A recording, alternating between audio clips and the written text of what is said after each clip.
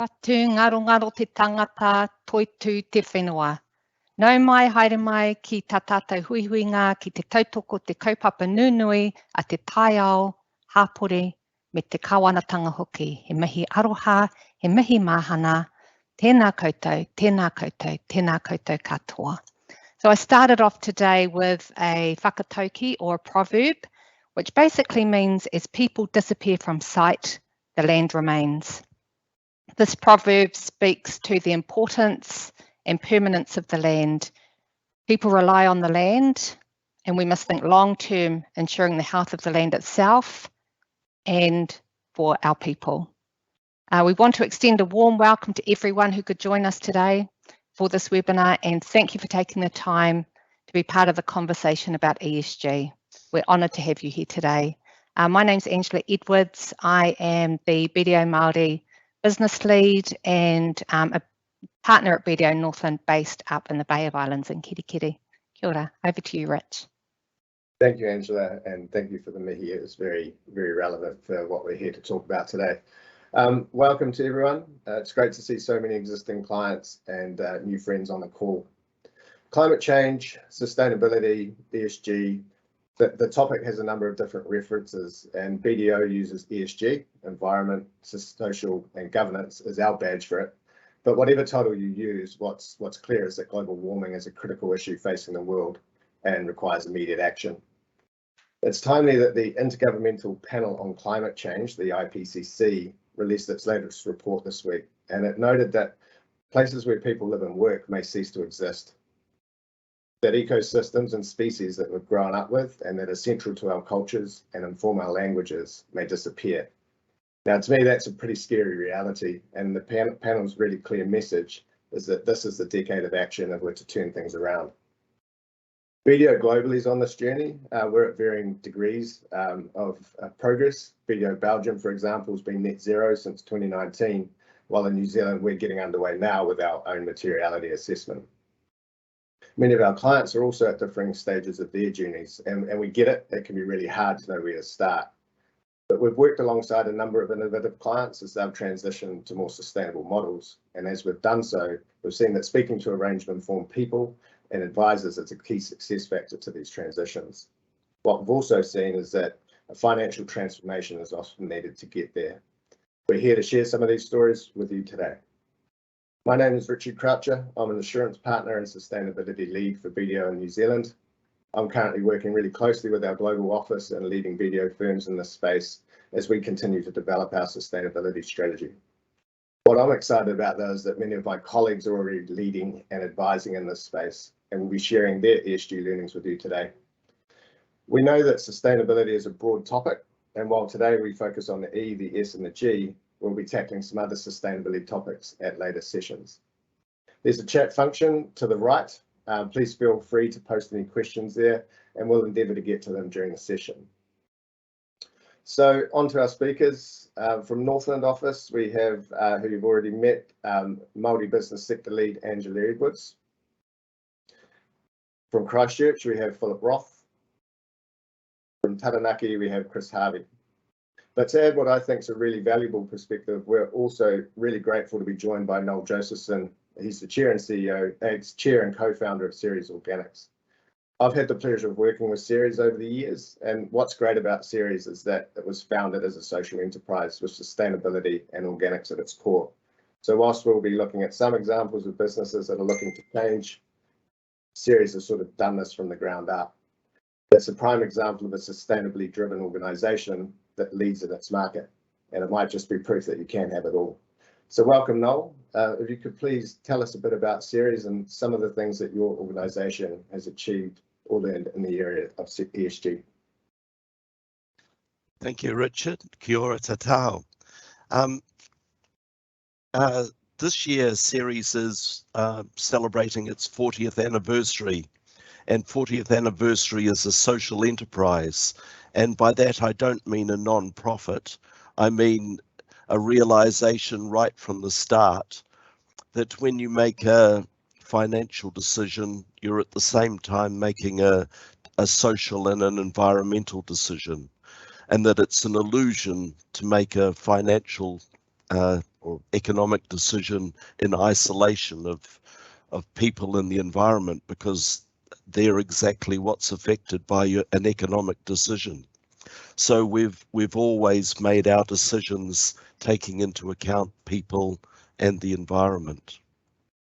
And of course, our Ceres Organics was founded as an organic food company because we believe that the agricultural system we have is destructive to the environment and destructive to people's health.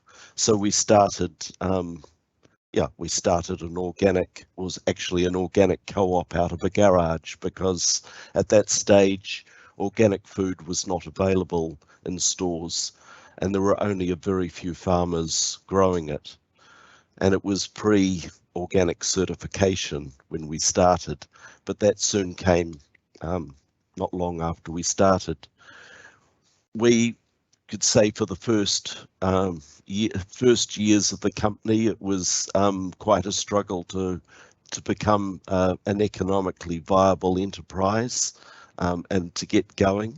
But we've always been in a movement that's consumer-led, and so it was very much listening to people, listening to consumers, and taking our lead from them.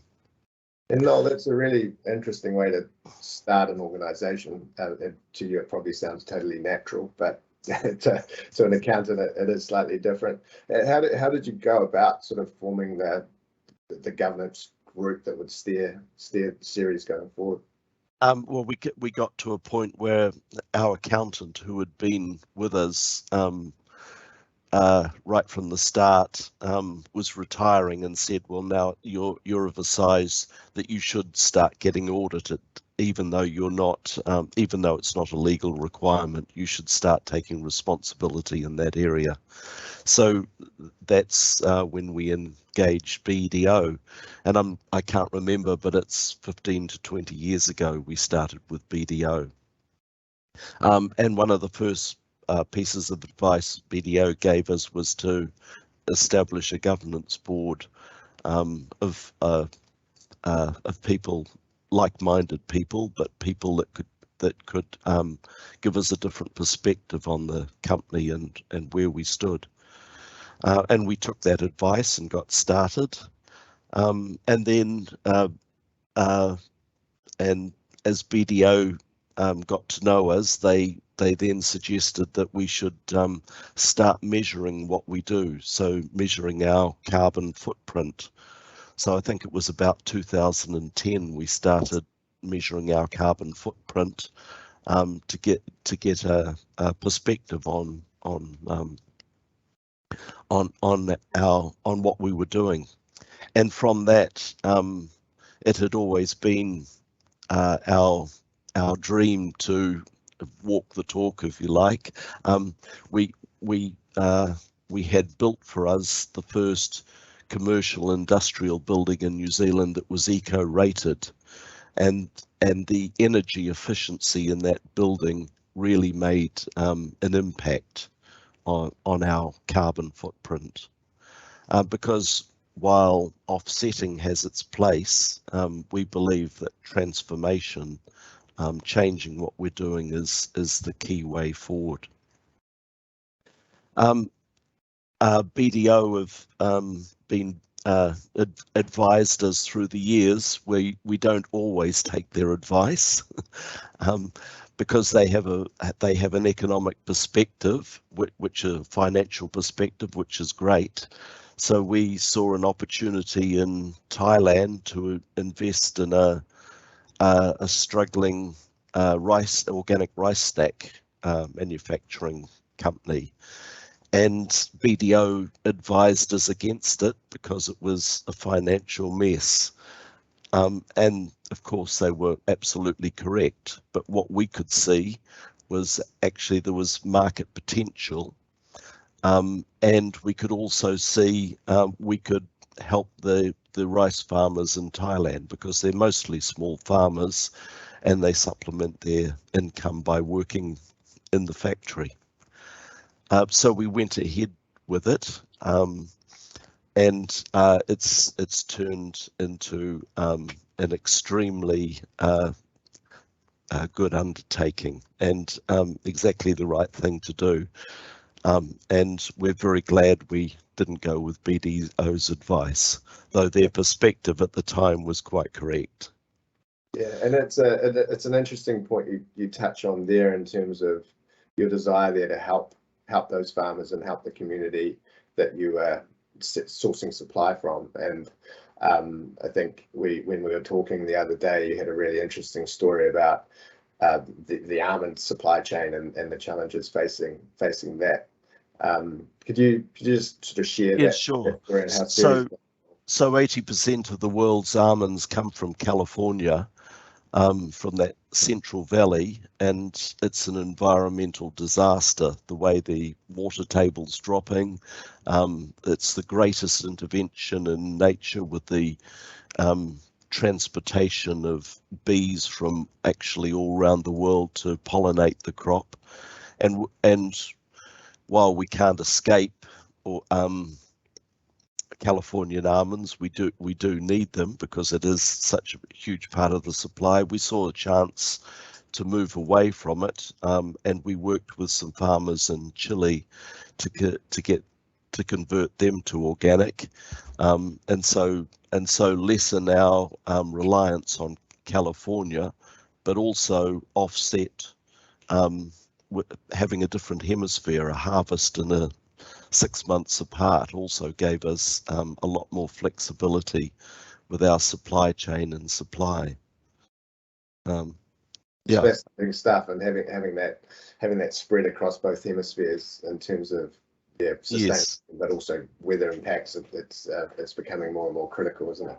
It is, yes. Yeah, and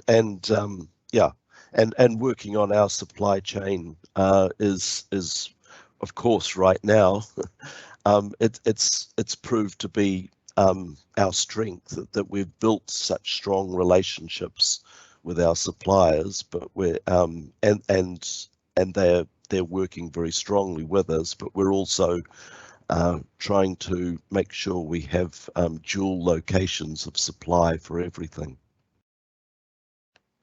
One of the other things that BDO runs these seminars, and they ran a seminar last year with Ganesh Nana, who's the chair of the Productivity Commission. And in that seminar, he talked about the balance sheet, but your people are not on the balance sheet, and they're your most productive. They're a key source of productivity.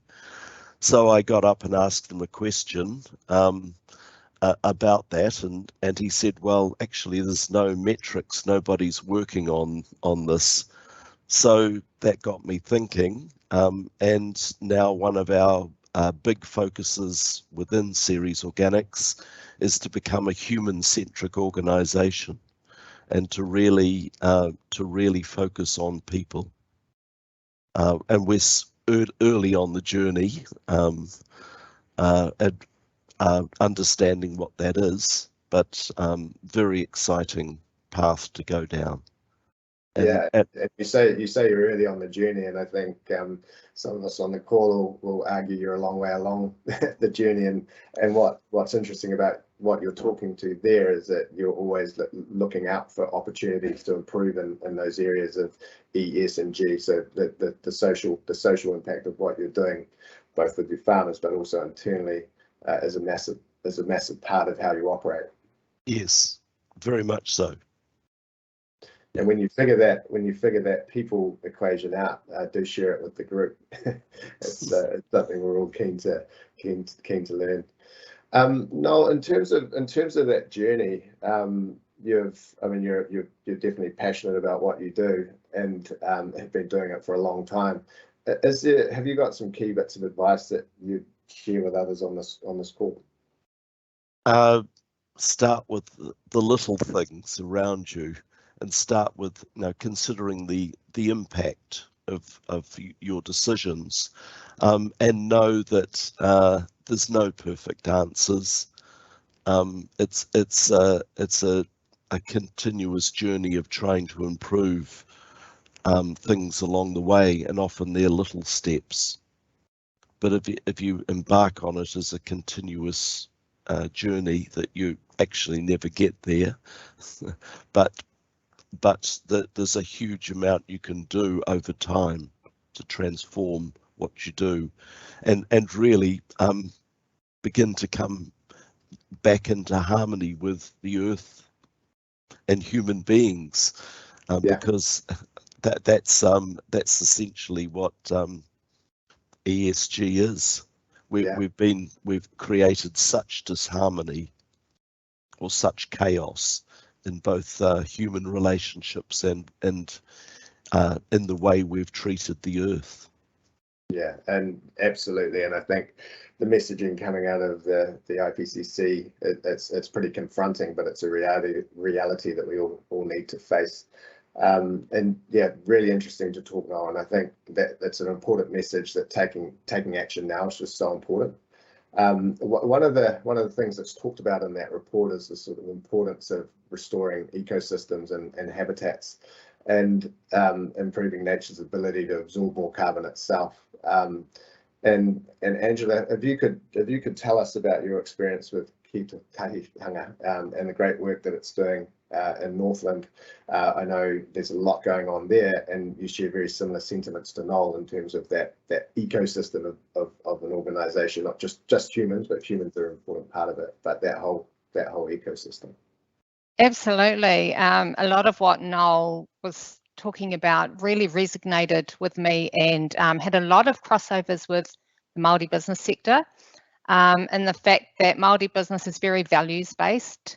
So a lot of the values around aroha, compassion, tika, doing things right, around integrity, and tikanga mahi around the way you do things. But the key drivers are people, and it's about whānau, hapu, iwi, and the community, and being part of that ecosystem, and your long-term impact on all your actions. So when Noel talked about making financial decisions around people and environment, that's exactly what Māori business do on the daily. And Māori have been doing ESG for centuries, and the Western world's now catching up, which is fantastic. So there was that huge crossover. I'll just get you to flip to the first slide, please. This is just a quick plug for our Māori Business Survey report. And there was we surveyed over 100 Māori businesses in 2021. This is the third year for the report. And in here, there are a ton of insights. And you can find this on the BDO website, but there were a couple of insights around ESG, because we did have some specific questions around ESG.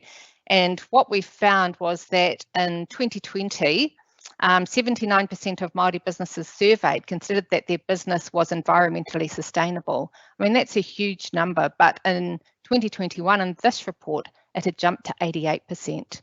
So there's just this huge awareness and connection to the taiao, which is the environment and your ecosystem, and to the whenua, which is no surprise.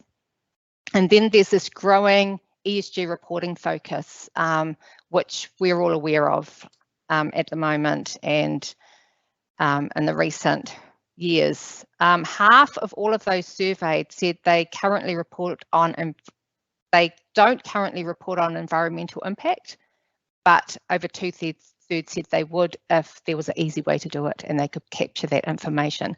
So I just wanted to put that there, and just really that connection towards what Noel was talking about and what Māori are doing in that space. And what was interesting there in our conversation earlier, Angela, was just around you are reporting, but you're reporting a narrative, and what the next step is being able to report that in terms of numbers and metrics. And I think that was the step that series took all the way back then of actually getting some good data points around their impact and starting to report and measure against it. So I think it's a really interesting point. Are you able to tell us a bit about the good work that your organisation, that you're working with, is doing in terms of, because, and as you talk, I think it'll become clear, but it's almost not intentional, is it? It's just what you do. Yeah, it's just what we do. So the trust that I'm talking about and sharing our story, I guess, is Tiko Tahitangi e Mahika Trust. And this is a charitable trust based in Kaikohe, which is about 3.5 hours north of Auckland. And we are at the moment heavily reliant on third-party funding, so Crown funding, Foundation North, Tyndall, J.R. Mackenzie, you name it. And so our transformation at the moment is towards a more sustainable model where we become not so reliant on third-party funding and we self-generate revenue. So what we do here, this entity's been around since 1986, as it says there, 35 years on. It's got its own whakapapa, so it's entrenched in the community of Kaikohe, and there's long-standing whānau that are still connected very strongly to this trust. And what we're a private training establishment that provide training and employment for youth. And we do that through a number of areas. So I just might get you to flick to the next slide. So in 2019, so I'm currently a board member in a voluntary capacity, and BDO are the advisors. So in 2019, we purchased some land, which was a pivotal point from us. Prior to purchasing the land, we probably had 6 to 8 contracts that we delivered on. And then we bought this land and the activity just exploded. We ended up, we got MBI funding, PGF funding for waterways.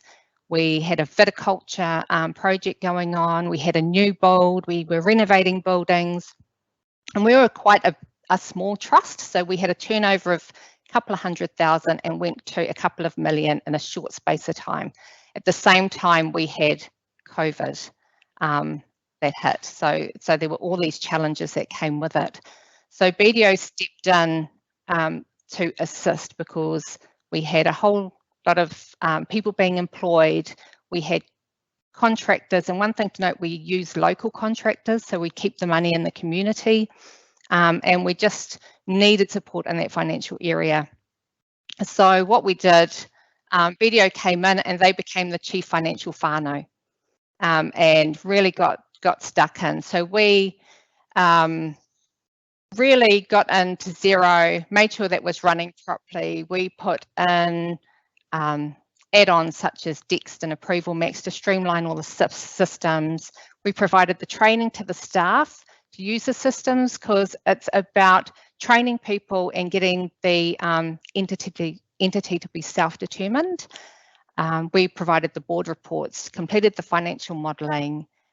We tracked all the contracts. We provided all the financial reporting for the funders and made sure that the contract deliverables on the financial side were met. And we supported the project managers with cash flow management. So really got stuck in at that end.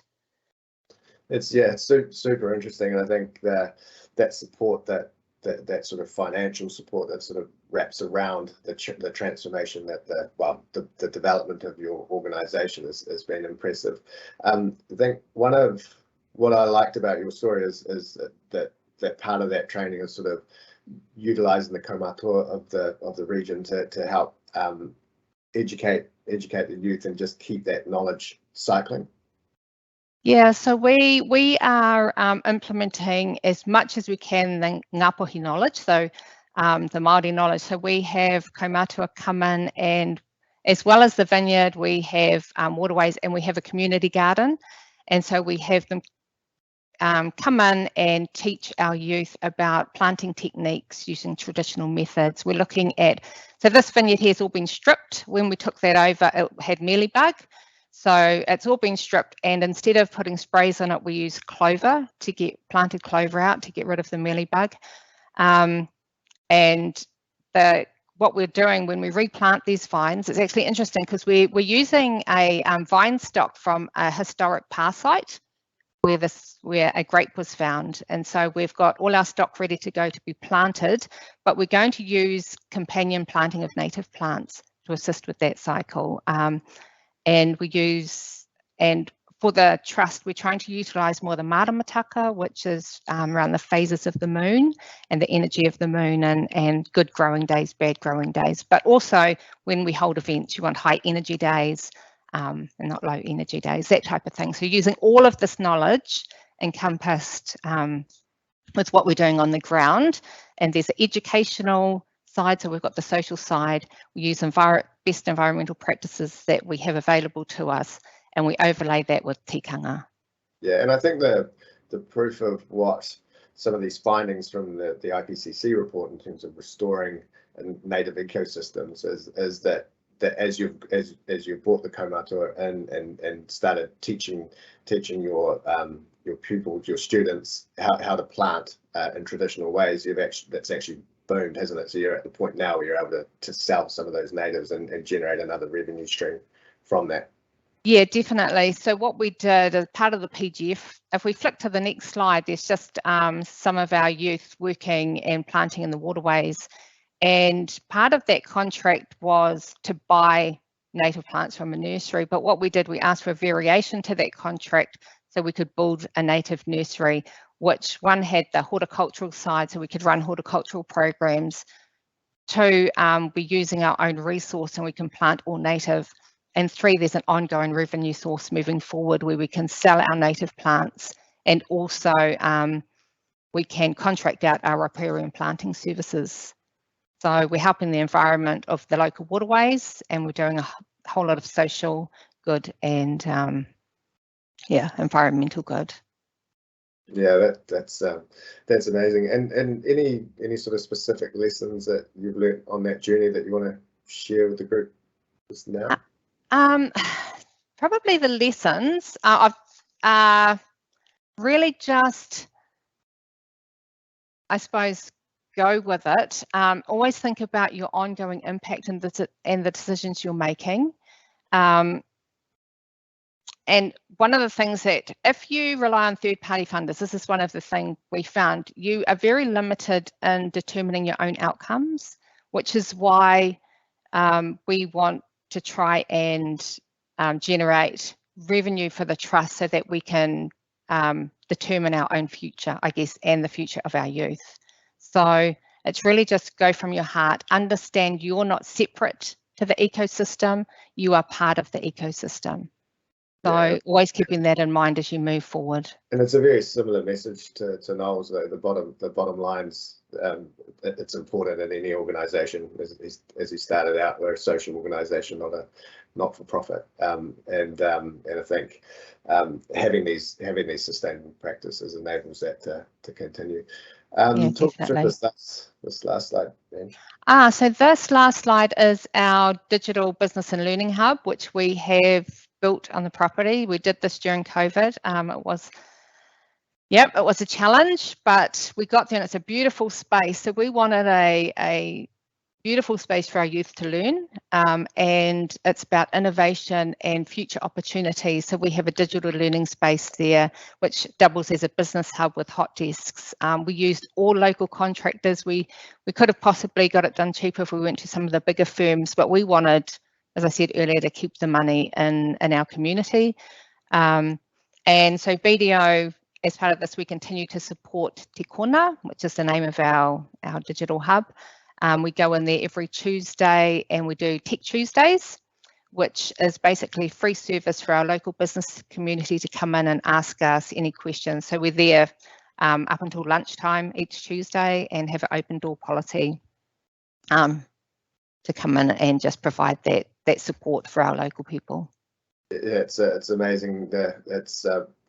It's really impressive that the number of UN Sustainable Development Goals that you and your organisation are touching there. And I think what's interesting to me is, in the same way that Ceres is being formed with ESG at its core, so is Tiko Tahitanga. And I think what I'm really interested to hear from now is Phil and your case study with the Canes. It's sort of taking an established model of quite a traditional business in terms of fishing and transforming that into something that now has ESG as a strategic priority. Can you tell us a bit more about this story? Morena koutou. Thanks for the opportunity, Richard. Actually, we'll just forward to the next slide, which is a bit of a visual. I think you've already said it, Richard, but very much our governance and board agendas have now highlighted ESG as a non-negotiable part of what we talk about. We've actually found that it's sort of freed our minds. It's allowed us to be quite innovative in the way we do things.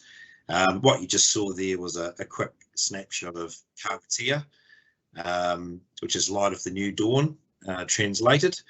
It's a Norwegian vessel which we purchased around about 7-8 years ago, sailed over from Norway. And actually a little bit of what I'll talk about over this brief session is just how much the Norwegians live and breathe ESG in particular. And it's sort of part of the mandate and mahi of what we do. This particular vessel has about 14 to 15 crew on board. We only fish by long line and hooks, so no nets involved. Also uses a biofuel blend, which is part of our philosophy as a company, and also produces some good brand story and identity which we can use. If we just move to the next slide.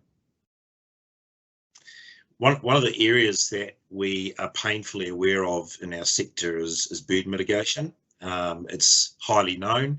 It's hugely in the media. So, rather than be on the back foot with something like this, it's about being on the front foot. There's some very, very serious and necessary regulations to do with getting your bait and your hooks down quickly to mitigate and minimise that. So, couple of the slides you'll see if you just flick through the next couple are very much about working through that process. So from an ESG point of view, it's actually top of mind for us.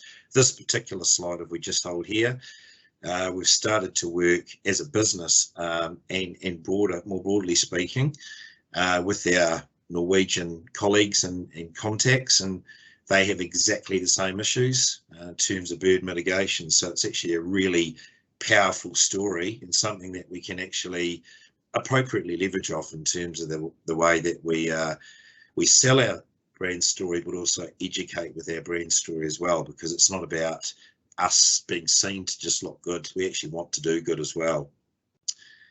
So just on the next slide.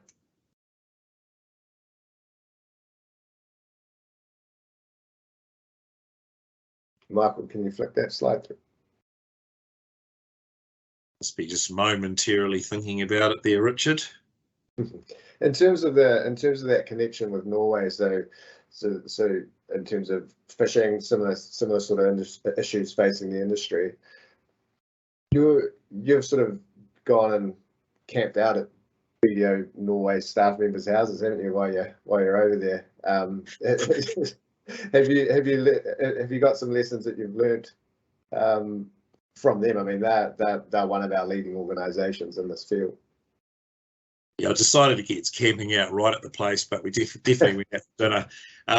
Look, it was that, and also it's intriguing to actually spend time with the industry over there that are actually facing those same challenges. So it was probably multifaceted. So we ended up, talking to lots of industry leaders. Aquaculture is huge in Norway. It's probably known as one of the biggest Atlantic salmon aquaculture fisheries in Europe. So I think that one of the messages I was going to finish with, just while we get this technology sorted, is very much about talk together, work together, share knowledge and information. And what we're finding is we're not too far behind as long as we stay abreast and close to these leaders and people that have this knowledge. So my advice to everyone is get connected to people that are like-minded, that are enthusiastic, but make the definitive choice to lead, and lead by example, and demonstrate what that looks like. So yeah, it's a really powerful metaphor that we can use, and it makes a difference in business, Richard. Yeah, and it bounces through all of these case studies, doesn't it? And I think Noel said it himself at the start in terms of going out and forging those relationships with the local community in Thailand, with this organisation that BDO looked at the balance sheet of and said maybe don't go there, but taking the time to connect and understand the community that you're working with and making more informed decisions around that. In terms of O'Kane's, what else has it done sort of beyond fishing? Because I know they've sort of, whilst the water is a really critical part to what they do, they've also been looking at other aspects and how they can change there. Well, miraculously, while you did that, a friend Michael in the background has got the PowerPoint going, so he's probably relieved, either that or having whiskey. Look, in short, this was the next slide I was going to go to, and I just want to do a shout out actually for what Noel said. We're going on a very transformational sort of process as well. There's a lot of pure offsetting is sort of, it's becoming a bit challenging because the argument is you can simply buy the credits to offset, but actually the high calling is to be transformative. So it's easy to write carbon neutral, but actually we've got to have processes in place, which is exactly what we're doing. So if you don't measure, you can't manage, and if you don't manage, you can't really make lasting decisions. So Waikeen Station, which I'm also a director of, 5,500 acres, Greg Summerton and the family really passionate about this block of land, and you'll see a couple of closing slides in just a moment.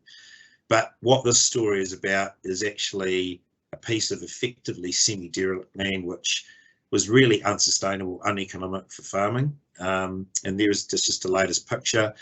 And really it was about things like dealing with wilding pines, managing stock to small areas of the best country, but actually destocking really inappropriate ways. We now have significant tracts of land that are in carbon. It's purely based on native. We're also planting over 400 hectares of Manuka, red beech and tōtara. That planting program is already underway, and we've now been able to diversify the property, you know, from pretty significant trading losses to really qualitative returns with the brand story. This just went on recently into the Koru magazine. If you've been flying around, you'll see Greg in our story there, which is really about that story of building those two narratives together. And just to close on this, what we're finding is the waste streams are actually more valuable sometimes than the fillet of fish themselves.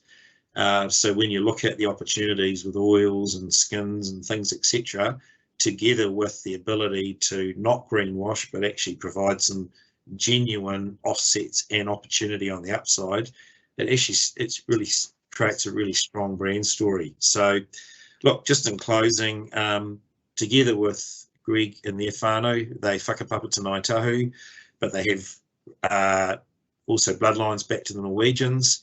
There's a really strong story there, and pulling all of that together, making sure that the carbon story is transformative, keeping it real, keep the story short and concise. But my last bit of advice really, Richard, is have a go, put it on your agenda, make it a priority. Don't underemphasize that governance component. It is about decision making. It's about being good leaders and being leaders with a call to action. So I hope that helps everyone. Yeah, no, thank you, Phil. It's super interesting, and like Ange sort of talks from the perspective that she's just embedded in the organisation as opposed to a sort of bolt-on advisor. The way you're talking there comes across exactly the same. You're super passionate about it. Is there, whilst you are amongst it and you are in there, is there some sort of key bits of advice or work that your advisors have helped you with that have contributed to this success story? Yes, a good point. Actually, I've just written down before, you need the right team around you. And a word of caution, anything to do with carbon, don't rush into it. Seek the right personnel. Not that this person's asked me, but Ollie Belton, based out of Wellington with Carbon Forests. There's no question he's one of the leaders in New Zealand. He's helped us on the Chathams, Stewart Island as well. You want to seek out people that have a passion, and I think back to what previous presenters have said, you're looking for the same sort of value sets. You don't have to agree on everything, but you need people where you can align yourself and share knowledge. You know that you can do that in a trusting environment, because it's not actually a dog-eat-dog conversation. It's actually about how we work together. So definitely do your due diligence on who advises you, and it'll put you in good stead. No, very good message, Phil. And yeah, great case study there. Just a question has popped up, and I don't know if I'm going off script here, Michael, but it's something that Noel and I were talking about the other day. The question comes from David: is there a trade-off between supply chain security, particularly overseas, versus obtaining or working towards carbon zero? So Noel, with Ceres, we sort of have that conversation, like if you can produce the product in New Zealand, then great. But there is this sort of need to source supply from overseas. Can you give your views on that question? I think firstly, we're a world economy now, and while sourcing local is great, actually you can't source everything local. It's just not possible these days. The world has changed, and so we're very dependent on the world for a lot of products. And New Zealand trades with the world. we're a huge trader, and so I think it's I think the idea of that these long supply chains are using a lot of energy and creating a lot of carbon is not quite correct. But because actually shipping is one of the most efficient forms of transport, actually getting a delivery to your door from online shopping is actually much more. You're adding to carbon footprint much more by doing that, unless it comes by electric vehicle. But yeah, I think there's no straight easy answers, but I think there's a lot of I don't think it's simplistic. Yeah, and I think it's quite complex. Yeah, and understanding the issue a bit further from talking with you, you're purposeful in what you're doing. Sustainability is clearly front of mind for your business, and bringing product from around the world is sort of central to that. But you're over one of your key principles there. If you can source locally, you will. And I think that's a really important message. I mean, one of the UN Sustainable Development Goals is to reduce hunger, and so that's naturally going to mean food needs to move around. So I think the fact that you're purposeful in what you're doing, you're measuring what your impact is, but also you're not hiding anything in terms of Ceres Organics. You're not trying to offset. You're very open with what you're doing and your impact. And I think to answer that question, it is a very complex question, and I think it's being aware of your impact. Can you reduce it, and can you do things differently so that you can avoid that impact? So I'm not sure if that answers the question, but do fire some more into the question box if you need to. Thanks, Noel. Hey, the last speaker here is Chris, and Chris has come from a big bank to get into the advisory space because he's passionate about business and helping them to transform. What's been interesting and learning more about your story, Chris, is that genuine collaboration that went on amongst a lot of parties to make your story happen, and it leans on Angela's story, it leans on Phil's story. Your case study here has equity partners, industry peers, construction companies, financiers, and BDO all working together to try and transform again a really traditional business to something that's a lot more sustainable and ESG focused. Can you tell us a bit more? Yeah, thanks, Richard. I think I guess if I look back to my leap out of banking into this space, it was really driven by this awesome dynamic that we were able to get in amongst. And there's a huge amount of transformation going on in the primary sector at the moment, and in food and fibre. And it's a massive leap for a lot of farming businesses and a lot of small family farming businesses.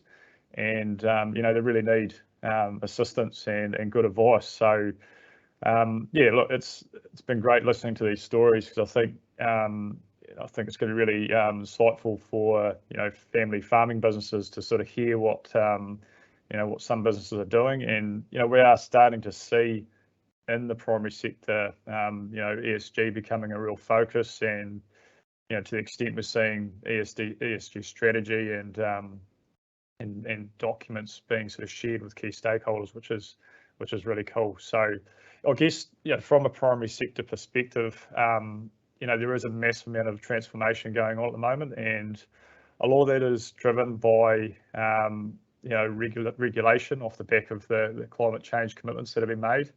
And I think listening today, I think no one will disagree that there has to be some change and some evolution of how farming businesses own and operate themselves.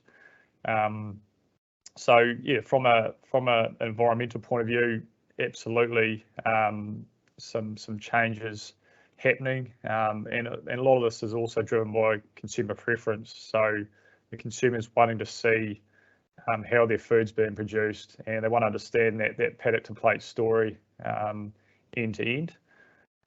Socially, there is definitely some constraints around attracting people to the industry at the moment. COVID's really added to that. You might have seen the media last year, some significant challenges for the hort sector and attracting labour to harvest last year's produce. So some real challenges there with COVID, but ultimately I think the narrative that's been in and around the sector a little the last couple of years, I think, is affecting people's perceptions of the opportunity in and around agriculture. So that's been a real challenge from a social perspective, and it's driving a lot of business owners to really focus on how they present their opportunities and how they ensure there's some sustainability around them.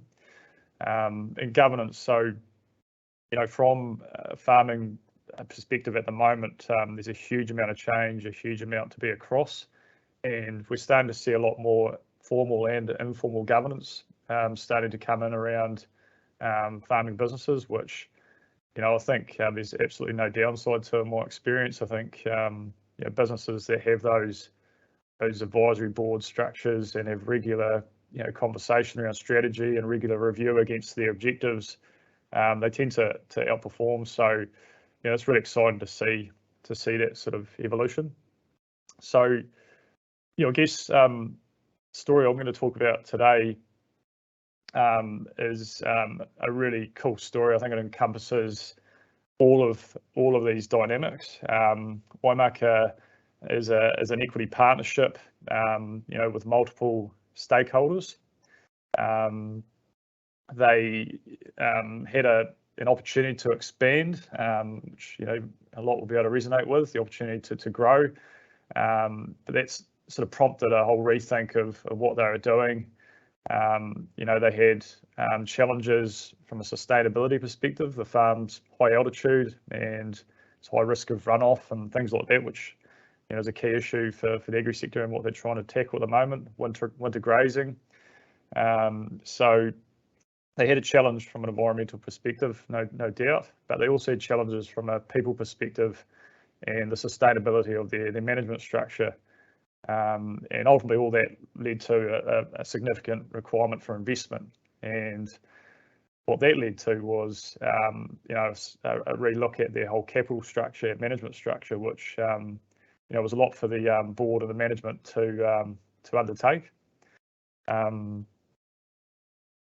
So I guess what I think Waimaka did really well is they engaged a number of key people and advisors, to understand the constraints and challenges, but more importantly to help form the plan to move ahead. They explored a number of different options and alternatives, and they followed a very rigorous process around assessing the merits and ensuring that the balance was obtained between achieving the ESG objective, but also maintaining profitability. And I guess it's probably quite well known there's a lot of debt in the agri sector, and profitability has to be maintained to ensure that those levels of debt are still manageable as well. So and you're sounding like a banker again, Chris. And I think as as the Waimaka farm were going through that transformation, how did you help them with your background and I guess the expertise that you sort of have from an advisory capacity? I think we're in a really privileged position as advisors, from a banking perspective. 10 years of working around, hundreds of family farming businesses, from small sheep milking businesses or people starting out in the industry right through to the large corporate end. So I guess being an advisor, you're able to share those first-hand experiences. You're able to sort of see where there's challenges, and you're able to sort of share what businesses have done and have made a success. And so that I felt you're able to pick up that sort of past experience and inform there. But in terms of that future look, I mean, the transformation that this farm undertook was pretty significant, and there would have been a few unknowns there. Were you helping them with the modelling of that and trying to understand the financial implications? Yeah, absolutely. I'm a banker and I focus on the numbers and return. But ultimately, I've had a big shift in my thinking, in recent years as well. And a lot of these investments you'll see in that picture there, the herd homes. I mean, that's all about managing nutrient runoff in the winter. So it's a high risk period where runoff is a big risk, and nutrient going into waterways and the likes. There's a huge investment in building those herd homes. The return ultimately, it was a bit of a trade-off. I think there was ultimately a bit of a hit to the bottom line, but ultimately it achieved so much more around what they needed to do long term, and tied into their vision around leaving the place in a better position for their kids and their kids' kids, which that whole underlying vision was what drove a lot of the decisions in the end. Yeah, and I don't mean to put you on the spot, but one of the questions from the audience is, how, as a dairy farmer, how can we tell our story better? And I think there is a lot of sort of negative press around the sector and in terms of the impact that it has on the environment. Is from what you've worked through here or lessons that you've learned, is there a way that dairy farmers can tell their story in a better way? I think unfortunately it's like a lot of industries. One or two bad stories in the press tend to taint a collective positive story that I firmly believe is there with agriculture. And if you look at this story, and there'll be a link shared to a bit of a video case study following this webinar. These guys have looked at all those challenges. They've formed a strategy. They've come up with some innovative ways to manage their direct challenges, and they've got a really sustainable footprint going forward. They've got a profitable business, and a big part of the sustainability here was people, and they had 3 separate farms at one stage which they've joined together through this exercise, and they're really struggling to get sustainability, and labour retention was a real challenge. These herd homes effectively mean that they're calving in them sometimes in the spring, and the cows are off the paddocks in the winter. The cows love being in those barns in the middle of winter when it's teeming down the rain outside. There's all these really cool I guess flow-on effects that I think it's just about farmers being better at actually telling their stories. And and you mentioned the video. It will come around in a link later, but I'm probably as far from a farmer as you can get, but I found the story super interesting, and it definitely gave a better perspective. So hopefully, to whoever asked that question, you can jump on, have a look at that link, because that's a really good example of how that story can be told. So just really quickly, I guess key thing with the Waimaka story is starting with understanding business in your current position. Do you have specific opportunities or challenges? And a lot of those will actually be down to maintaining a license to operate. And I think that's probably where the agriculture sector is right at the moment. The next thing is make sure you have a vision, and as I said, I've businesses now that have ESG documents that they share with their key stakeholders, that are giving to investors, and they're getting some really good momentum out of that and attracting capital. And lastly, the importance of understanding your weaknesses as a board and as a management group. So seeking the right skill sets to help execute your plan. So yeah, that's really all from me. Yeah, no, thanks, Chris. It's such a good story about a traditional business fully reshaping to this more sustainable model. And like all the stories we've heard today, like collaboration's super key to that. And it shows, I think the stories today show that our clients and us as advisors are totally aware of the urgency around this issue and the need to make some meaningful impact to slow climate change. So thank you all for those. There's an opportunity to ask a few questions, but if you do have any, pop them into the chat. Just a couple of key insights from me today. I love Noel's view that a business is a series of social interactions, and while the financial aspects are pretty important, it's an important reference point. There's so much more to consider in terms of the social relationship that underpins it. And I think being human-centric is an important element of all organisations, and I think how we transition and focus on that as part of our ESG strategies is super key. The great work and Andrew's story from Tiko Tahitangi, how it incorporates so many aspects of ESG into how it makes its decisions, and it made me question, is there more we can be doing in our own business in terms of offering quality education to the community, or is there an opportunity to be able to restore some of the damage done to the environment, etc. And I think whilst for an accounting firm it seems like a massive question, that's still something we should, that your story, Angela, made me think about. Hearing from Phil, busy man.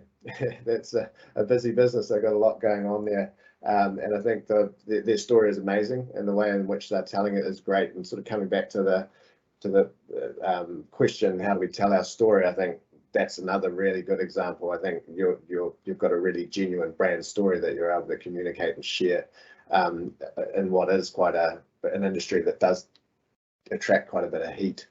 So I think it's something that should be proud of. And I think the changes that organisation is doing to limit the damage done and be more responsible around consumption and production of products is an issue that a lot of businesses are grappling with. And this is a really good example of with the right governance and strong leadership, how you can actually make really positive change there.